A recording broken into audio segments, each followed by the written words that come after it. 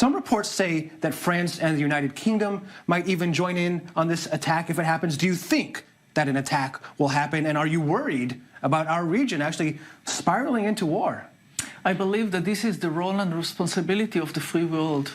We are looking at a leader who is killing his own people with chemical weapons. This is something that is unacceptable. This reminds us all the horrors of the Second World War. You know, the United Nations was established under the slogan of never again. And this is the responsibility of the free world to stop Assad from doing that. And it's a moral issue, and the need to send a message to all these lunatics, all these terrorists in the region, that the world would not accept this kind of thing. But there could be repercussions for Israel as well, couldn't there? I know that, and of course we are worried, but there are times in which we all need to share the understanding that things that are not acceptable, the world should stop. Right. Israel allegedly, according to foreign reports at least, attacked an airbase in Syria a few days ago. I want to ask you about the relations between Israel and Russia. Netanyahu has boasted about his good relations with Russia and with Putin in the past. But now I'm wondering with you, is that honeymoon over? I hope no. Well, I would not describe it as honeymoon, but as a shared, hopefully a shared interest in the region. And my understanding is that stronger Iran in Syria is not the Russian interest in the long run.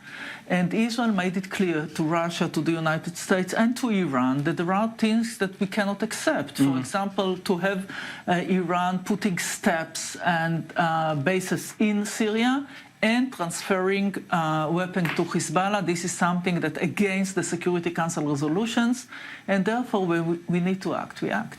And do you believe that we'll see an Iranian reprisal attack to this alleged Israeli attack outside of Homs in Syria? I hope not. Nobody wants to deteriorate the region into a new war. It's not the Israeli interest, nor the Iranian interest, the Russian, or anybody's interest. But sometimes we can face, you know, miscalculation or deterioration. I hope that we would not face it. And I hope that Iran would understand that they cannot do whatever they want in the region, supporting terror, supporting Hezbollah, which is a designated terrorist organization, against the decisions of the Security Council, putting their own bases in Syria, not helping Syria, but strengthening themselves in the region, while supporting terror. Unacceptable. Was it a mistake of Netanyahu to trust Putin and to trust Trump as well, to stop that Iranian entrenchment in Syria? I would call the U.S. now to broaden the perspective on the Iranian issue. Iran is a threat, and Trump is focused on the Iranian deal, on the nuclear deal. Which he might leave, by the way.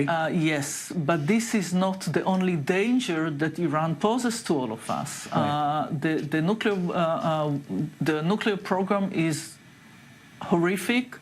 But what we face now is not connected to the nuclear program. We see a state that supports terror in the region, need to be stopped, and I hope that the U.S.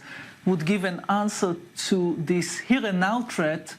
Yes, but about the deal, are you hoping that he leaves the deal? They say the decision might be about a month from today, May 12th, that he has to make. That's his deadline. Are you hoping he leaves the deal? I hope that the world would prevent Iran from having a nuclear weapon. I think that just the U.S. leaving the deal is not something that is going to stop it. And as I said before, it's not less important to deal with the current situation of Iran in Syria, in the region. And, you know, to send a message to Iran that the standards of the world are that as long as you would not achieve a nuclear weapon, you can do whatever you want, including supporting terror. This is a wrong message. Okay. I want to move on closer to home and talk about the conflict with the Palestinians. We're seeing a lot of tension, of course, on the Gaza border. 31 Palestinians have been killed over the past 2 weeks. Are you confident that the IDF is doing its best to avoid the loss of lives, or could other less lethal strategies have been used to disperse those protesters that we're seeing on the fence? Yes, I trust the IDF. You know, my two sons were in combat units in the IDF. I know what are the orders that they got. and IDF act in a moral manner as far as we can when we are under attack. And when there is a soldier that is doing something wrong, we end our own inquiries, and this is something that the IDF itself would not accept. And therefore, if we face something, or a soldier that is doing something against the ethical code of the army, he will be judged. Okay, I want to talk about that. A lot of those people that we see across the fence are unarmed. Are you okay with those rules of opening fire on unarmed people, whether they be civilians or even if they're Hamas operatives? But they are. I think that there is a misunderstanding of the situation that we are facing. We truly don't care if Israel truly doesn't care whether there are demonstrations inside Gaza Strip. We are not in Gaza. We left Gaza. We dismantled settlements. We pulled out our forces from Gaza, and therefore it's not about people demonstrating in Gaza. It's about people that Hamas, a terrorist organization, caused them to act against Israel and to break the fence that is now the fence, basically the border between Israel and the Gaza Strip. Right. And therefore, all those that are being suspected of using terror or trying to cross the fence or to act against the Israeli soldiers, what the army is doing is against them. It's not against people demonstrating, in good faith. Speaking about, morals and some of the videos that we've been seeing lately, we saw a video of an IDF sniper shoot an apparently unarmed Palestinian across the border with Gaza. But that happened, by the way, a few months earlier. It happened in December. But while his comrades were very jubilant and cheering him on as the Palestinian was hit, how did you feel when you saw that video? I was sad to listen to this. It was less the video and more the sounds. Yes. Praising, joking, and I was very sad to hear this, and I was glad to hear that he's going to be punished. That the guy that laughed during this, and he's going to be punished. While the army checked also the reasons for the sniper to shoot, and these were the right reasons. And I think that the guy on the other side of the fence was not killed, but he targeted. But what do images leg. like this and videos like this do to the image of Israel? Well, it harms the image of Israel, and we need to face a gap between what Israel is doing and the image of Israel. Yeah. And the more, and this is something that I say also in Hebrew and in Israel, the more the Israeli army would check every incident, would find if there are those that are acting against the moral and ethical code of the army or against the order, they will be punished. Yeah. This is a message to the entire world. We are checking.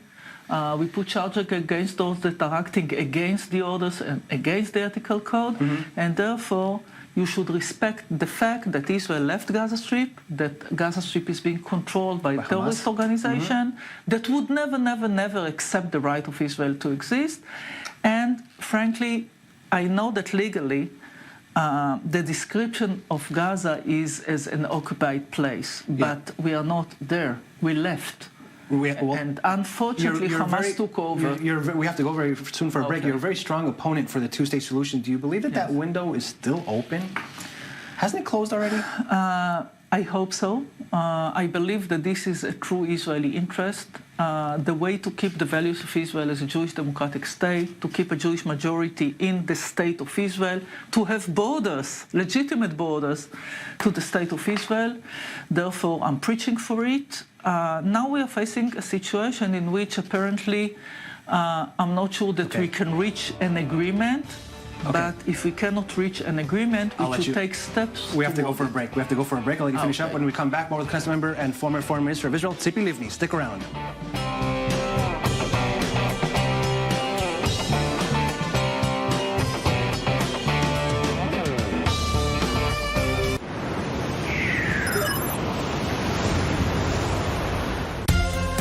In the Holy Land, there are wonders most people never get to see.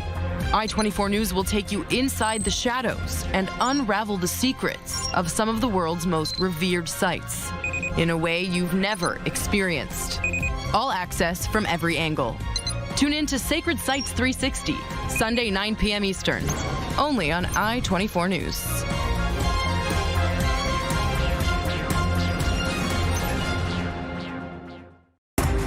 I'm David Schuster. And I'm Shayna Stulin. Join us on i24 News for our show Crossroads. We bring you a comprehensive and engaging look at the global news and opinions from the crossroads of America.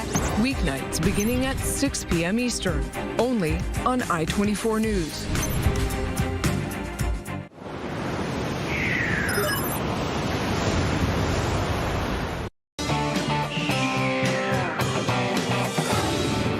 On the spin room with Israeli opposition lawmaker and former foreign minister of Israel, Tzipi Livni. I kind of cut you off there before. I'm sorry about the two-state solution, but you still think it's feasible. But I want to let you answer and say, can you really see the Israeli army removing tens of thousands of ideological settlers by force from their homes in the West Bank? You still see that happening?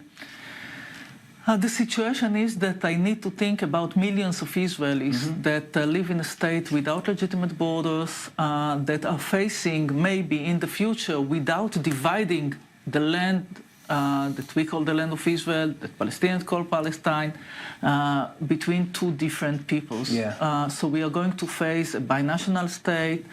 This is something that against Zionism. You know, Israel is celebrating 70 years these days. Yes. And the vision of Israel was written in the Scroll of Independence, saying that Israel is the nation state of the Jewish people with equal rights to all its citizens. And therefore, in order to keep these values together and living in harmony, we need to divide the land. Right. And those that are taking us under the ideology of Greater Israel are taking us to a situation... That's the situation we're headed, right? Yes. I mean, tonight is, you mentioned that. Tonight, first of all, is the eve of Holocaust Remembrance Day, over 70 years since those horrors that took place in Europe.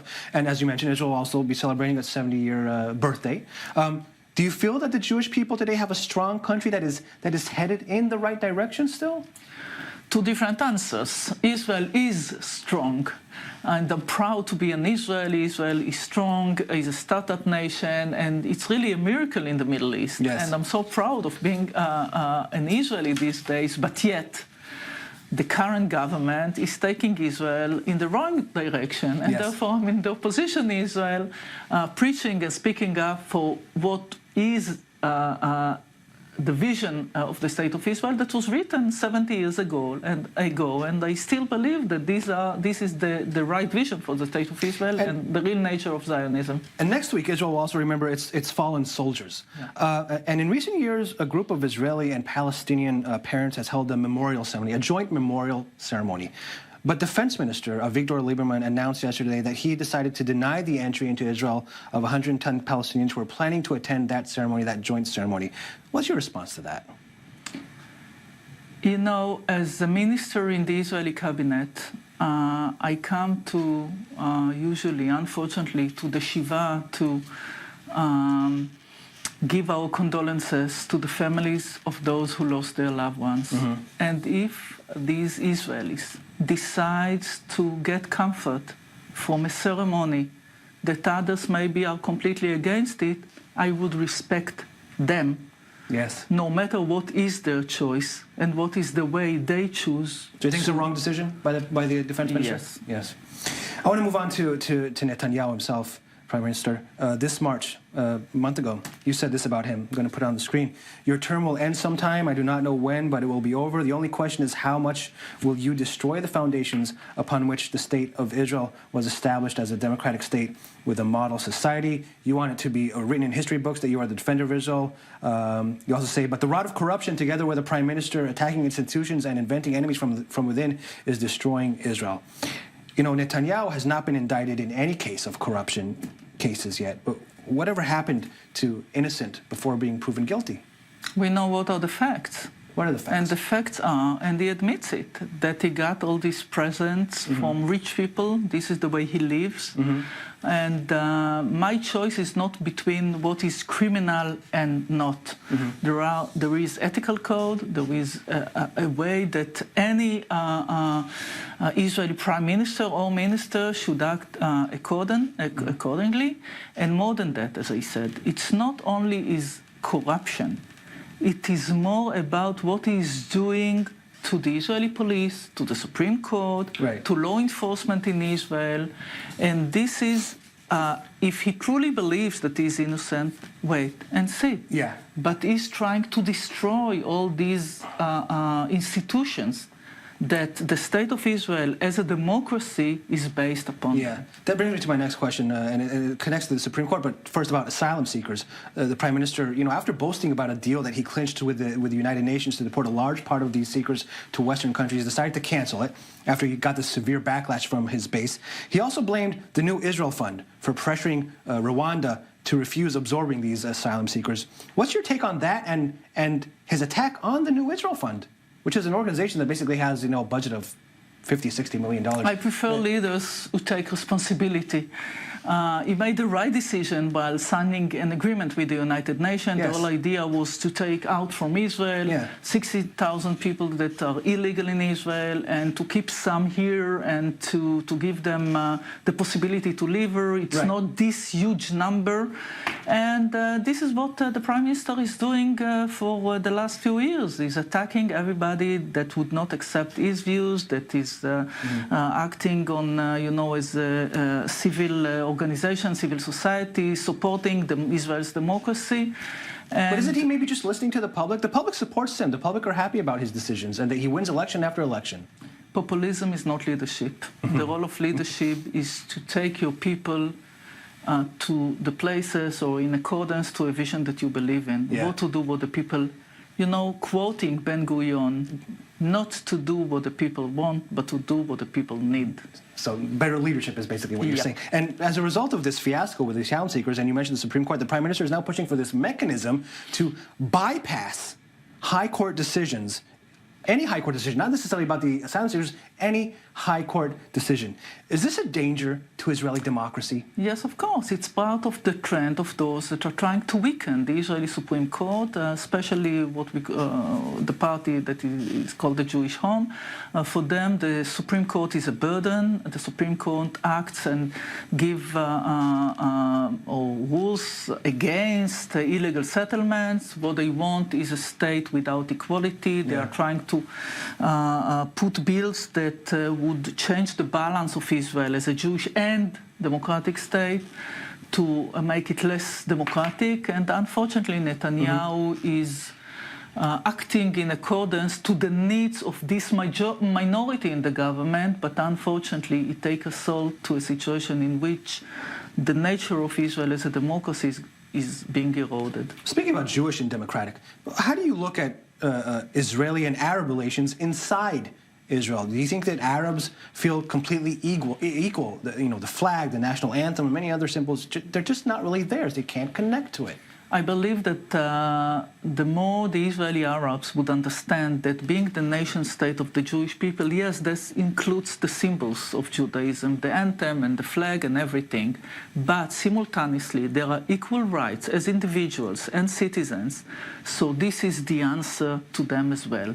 More than that, when I support the idea of two states for two peoples, it means that each state gives an answer to national aspiration of different peoples. Yes. So Israel is the nation state of the Jewish people with equal rights to all its citizens, while the future Palestinian state gives the national answer to the Palestinians wherever they are. And so equal rights to settlers if they want to stay there?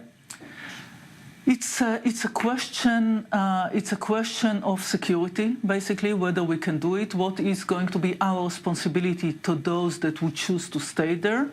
And this is part of the negotiations between Israel and the Palestinians in future negotiations, hopefully. Hopefully, because right now it's stalled. Do you believe Donald Trump is making a good effort to bring back the people to the table? Before we go for our break? You're taking your time with that question. No, I'm not sure. I hope so, but I'm not sure. You're not sure? I'm okay. not sure. All right. We have to go for another commercial break. When we come back, more with member of Knesset and former foreign minister of Israel, Tzipi Livni. Stay with us.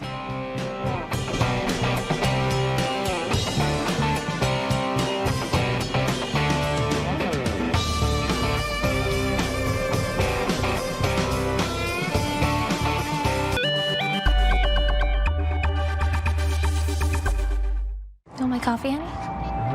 Roku Express. Now 500,000 movies and TV episodes? This is the ultimate streaming adventure.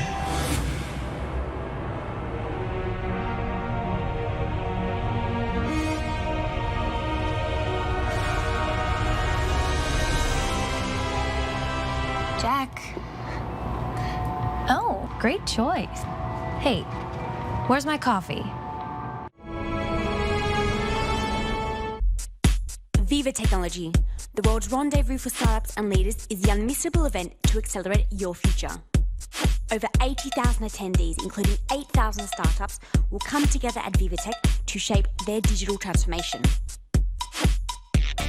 Look forward to over 150 conference sessions with some of the biggest names in tech. The whole world comes to Paris for VivaTech. Will you be there this May?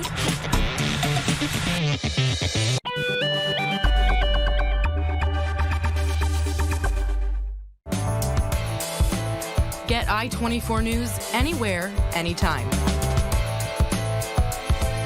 Download our app. i24 News. See beyond. What you need to know, the news, fast and to the point, and the in-depth interviews that will keep you in your seat from the people that you trust. i24 News presents The New Rundown. Co-hosted by Nurit Ben and Kalev Ben David. Only on i24 News.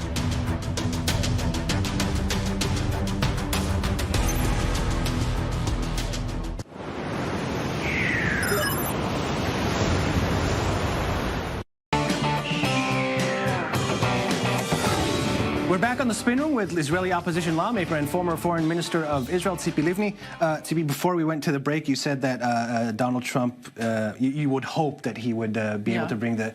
I kind of want to just ask you a little, is there anything that he's doing wrong, where he's failing, that you would have hoped to do something better? I was more optimistic when I saw Donald Trump and Netanyahu in the press conference in Netanyahu's visit to the States, when Trump said, listen, I want to have a deal, whether it's going to be one state or two states, but I want to make a deal. And the deal is good, because this is the nature of an agreement.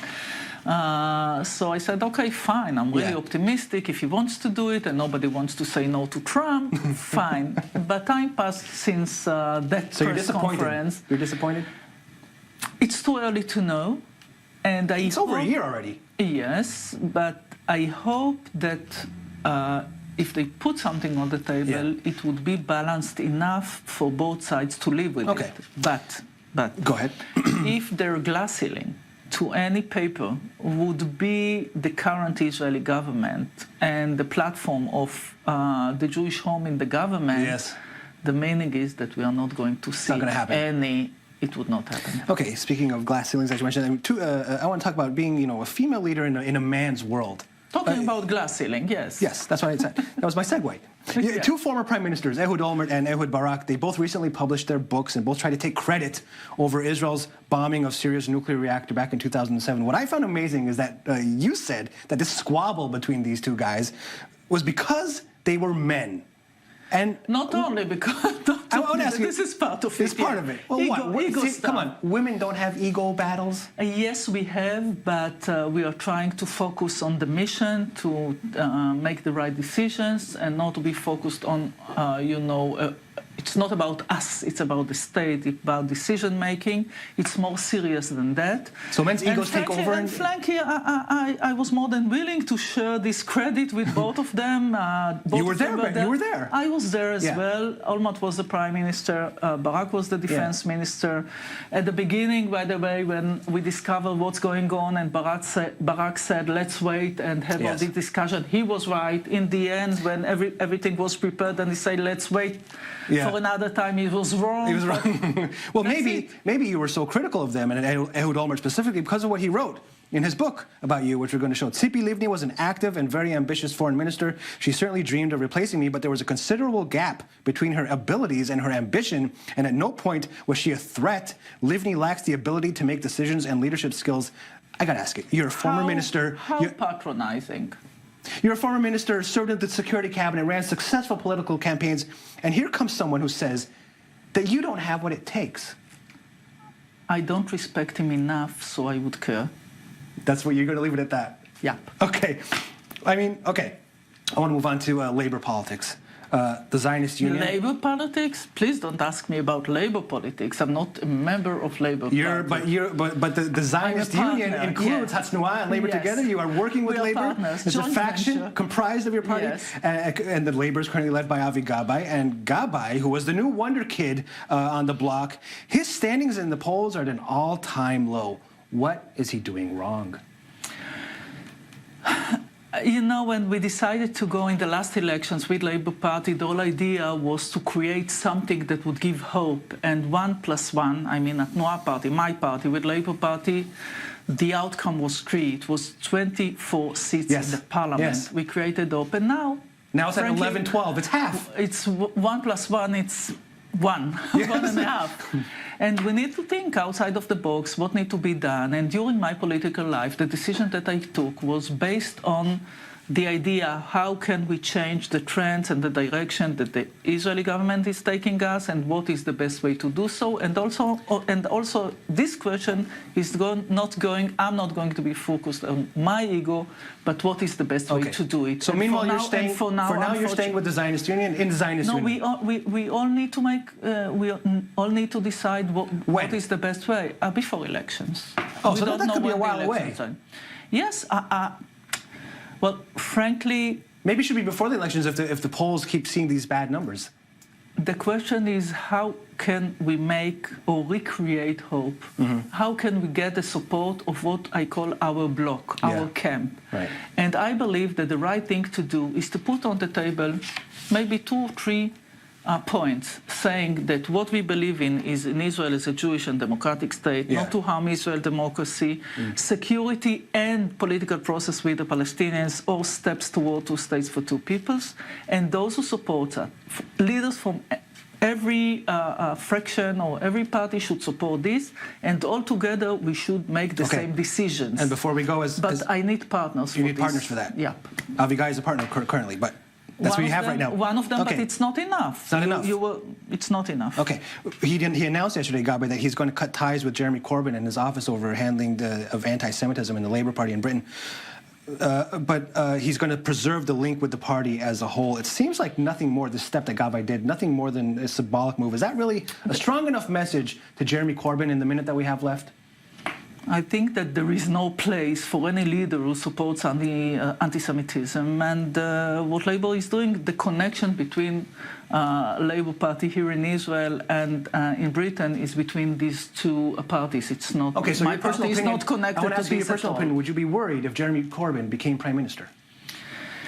I hope that Jeremy Corbyn would understand the message that he's getting from Jews in Britain, from those that are completely anti-Semitism, that it's not accepted. Point. That's it. Right. No questions. No. This is going back to the day that we are talking. Are you worried about him becoming Prime Minister? I think that it's too early to know, and I think that he should understand what is wrong and what is right. Okay. And it's not. But I want to add something else. Anti-Semitism is not a Jewish problem. Okay. It reflects the society in which it rises its ugly head. Thank you very much for coming on The Spin. It's been a pleasure to have you on the show. Thank you. Be right back.